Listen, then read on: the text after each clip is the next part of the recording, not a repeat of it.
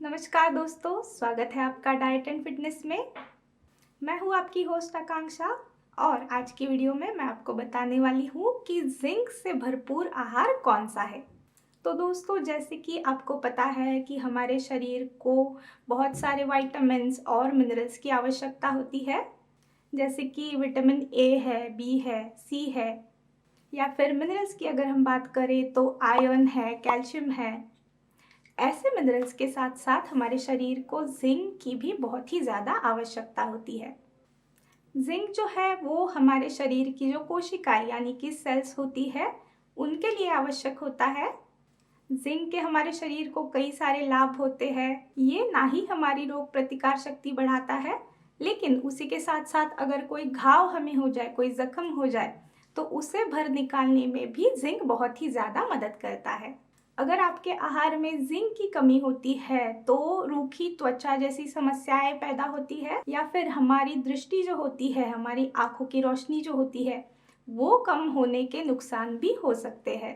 इसीलिए आपको आपके आहार में जिंक का समावेश एक अच्छी मात्रा में करना चाहिए। तो आज की वीडियो में हम इसी के बारे में बात करने वाले हैं कि ऐसे कौन से पदार्थ हैं जो आप आपके आहार में ले सकते हो। तो चलिए दोस्तों, शुरू करते हैं आज का हमारा वीडियो।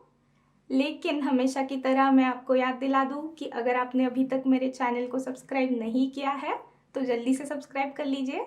नीचे एक लाल कलर का बटन दिया होगा, उसे आपको दबाना है ताकि मेरी कोई भी नई नई वीडियोस जो आती है वो आप तक समय पे पहुंच जाएगी। तो सबसे पहला पदार्थ है सी फूड यानी कि समुद्री मछली। तो समुद्री मछलियों की अगर हम बात करें तो ऑयस्टर है, क्रैब यानी कि केकड़ा है, या फिर बाकी की भी जो मछलियाँ आती है उनमें बहुत ही अच्छी मात्रा में जिंक पाया जाता है।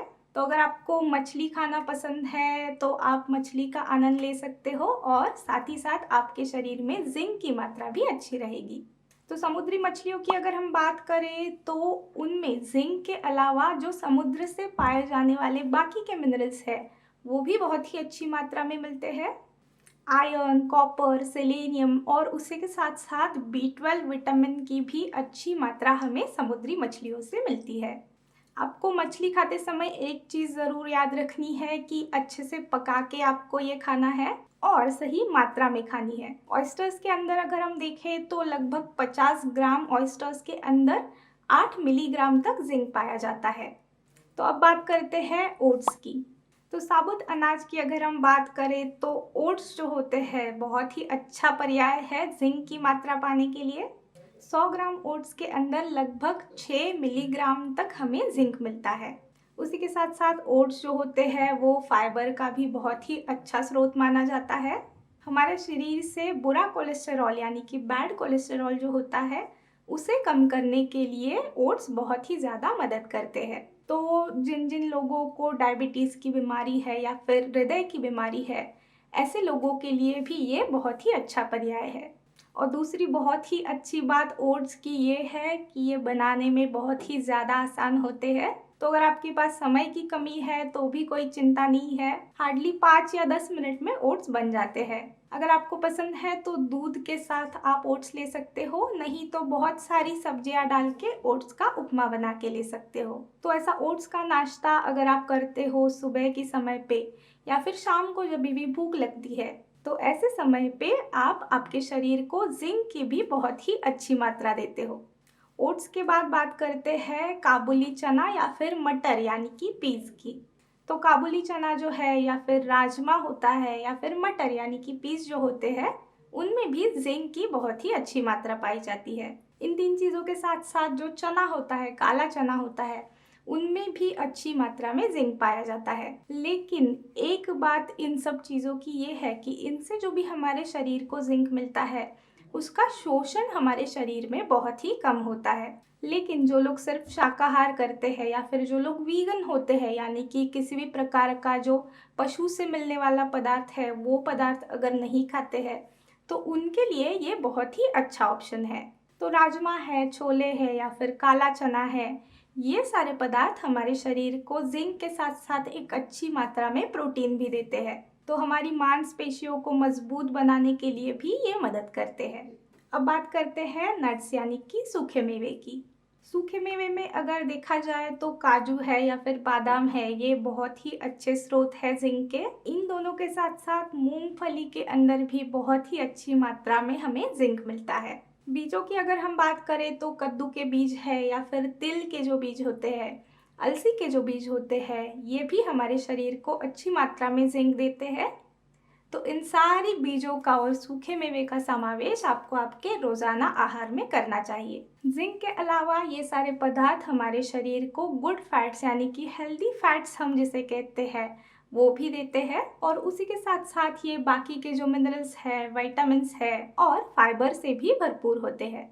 हमारे शरीर में कोलेस्टेरॉल का सही संतुलन बनाए रखने में भी ये मदद करते हैं। तो आप सूखे मेवे का समावेश कर सकते हो या फिर अलसी के बीज है, कद्दू के बीज है।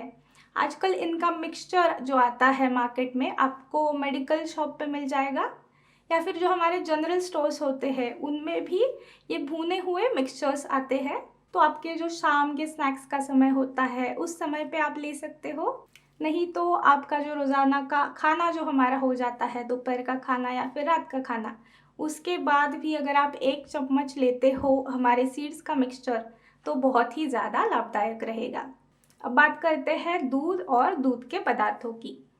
तो दूध और दूध के पदार्थों में भी अगर हम बात करें तो चीज़ जो होता है वो हमारे शरीर को अच्छी मात्रा में जिंक देता है। और एक बहुत ही ज़्यादा महत्वपूर्ण बात ये होती है कि ये बायो अवेलेबल स्रोत है जिंक का, यानी कि दूध और चीज़ से जो हमारे शरीर को जिंक मिलता है उसका शोषण हमारे शरीर में बहुत ही अच्छे से होता है। तो वापस से शाकाहारी लोगों के लिए ये बहुत ही अच्छा पर्याय है, और ये हमारे शरीर को जिंक के साथ साथ प्रोटीन है, कैल्शियम है और विटामिन डी है, ये तीनों चीज़ें भी अच्छी मात्रा में देता है। तो हमारे हड्डियों की मजबूती के लिए ये बहुत ही अच्छा है, और हमारी मांसपेशियां यानी कि हमारे मसल्स जो होते हैं उन्हें भी ये मजबूती देता है। तो ये 5 महत्वपूर्ण चीज़ों के साथ साथ अंडे है, साबुत अनाज है या फिर आलू जैसी जो सब्जियां होती है उनसे भी हमारे शरीर को एक अच्छी मात्रा में जिंक मिलता है। चिकन है या फिर दूसरा एक महत्वपूर्ण पदार्थ अगर हम बोले तो लहसुन है। लहसुन जो होती है वो भी हमारे शरीर को अच्छी मात्रा में जिंक देती है। और जिंक के अलावा अगर हम बात करें तो हमारे हृदय के लिए लहसुन बहुत ही ज़्यादा लाभदायक होती है। तो रोज़ 1 कली अगर आप लहसुन कच्ची लेते हो सुबह सुबह तो हमारे शरीर के लिए बहुत ही अच्छा रहता है। हमारे शरीर से डिटॉक्सिफिकेशन की प्रक्रिया को भी ये मदद करता है, यानी कि हमारे शरीर से जो विषैले पदार्थ होते हैं, जो टॉक्सिन्स होते हैं, उन्हें बाहर निकालने में ये मदद करती है। और एक सबका पसंदीदा पदार्थ मैं आपको बताना चाहूँगी जो कि है डार्क चॉकलेट या फिर कोको पाउडर। तो इतने सारी हेल्दी चीज़ें देखने के बाद एक ऐसा पदार्थ भी है जो आपके शरीर को अच्छी मात्रा में जिंक भी देगा, और साथ ही साथ चॉकलेट खाना तो सबको पसंद है, लेकिन ये बात ज़रूर आपको याद रखनी है कि जिंक देता है हमारे शरीर को, इसलिए चॉकलेट ज़्यादा मात्रा में आपको नहीं खानी है। लेकिन ये बात ज़रूर सच है कि चॉकलेट या फिर कोको पाउडर से हमारे शरीर को अच्छी मात्रा में जिंक मिलता है।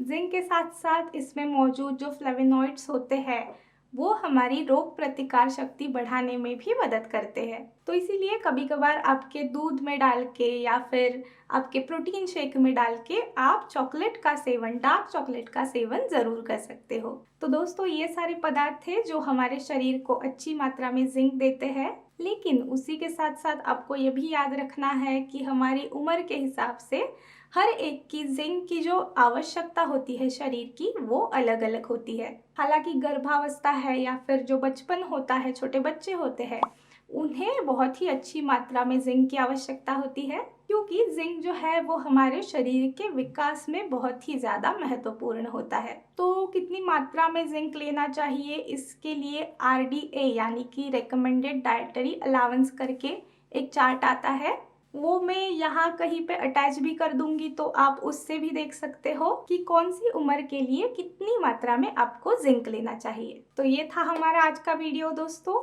मुझे उम्मीद है कि आपको आज का मेरा ये वीडियो पसंद आया होगा। अगर आपको ये वीडियो पसंद आया है तो लाइक करना ना भूलें। साथ ही साथ इस वीडियो को अपने दोस्तों के साथ, अपने रिश्तेदारों के साथ शेयर भी करें। आप कमेंट्स में मुझे ये भी बता सकते हो कि ऐसे कौन से विषय के ऊपर आप और वीडियोस देखना चाहते हो। तो मैं अब आपसे मिलती हूँ अगले वीडियो में एक नए विषय के साथ। तब तक के लिए गुड बाय।